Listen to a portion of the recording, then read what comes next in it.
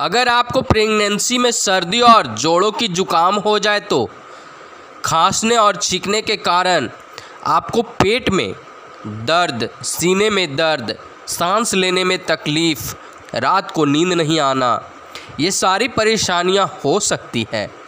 ऐसे में आपकी प्रेगनेंसी रिस्की हो सकती है। आप मेडिसिन भी लेने से डरेंगे। ऐसे में कुछ सावधानियां और उपाय आपको बता रहा हूं, जिसे अपनाकर आप राहत महसूस कर सकती हैं। वीडियो को अंत तक ज़रूर देखें।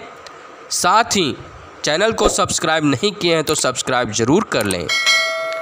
दोस्तों, प्रेगनेंसी के दौरान इम्यूनिटी कम हो जाने के कारण संक्रमण की चांसेस ज़्यादा होती है।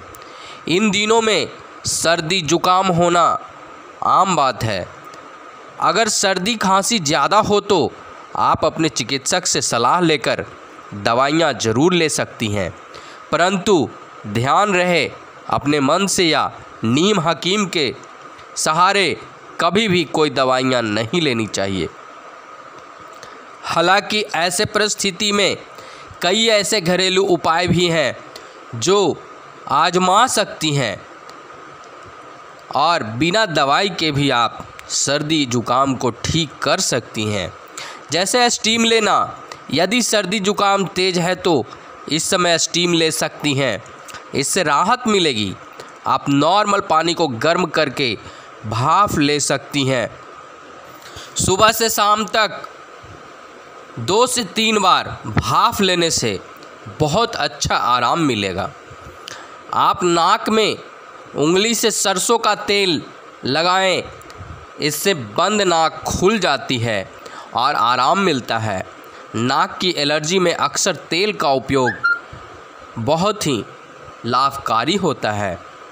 सुबह की गुनगुनी धूप से भी आपको राहत मिलेगी। ऐसे भी प्रेगनेंसी में सुबह की गुनगुनी धूप ज़रूरी होती है।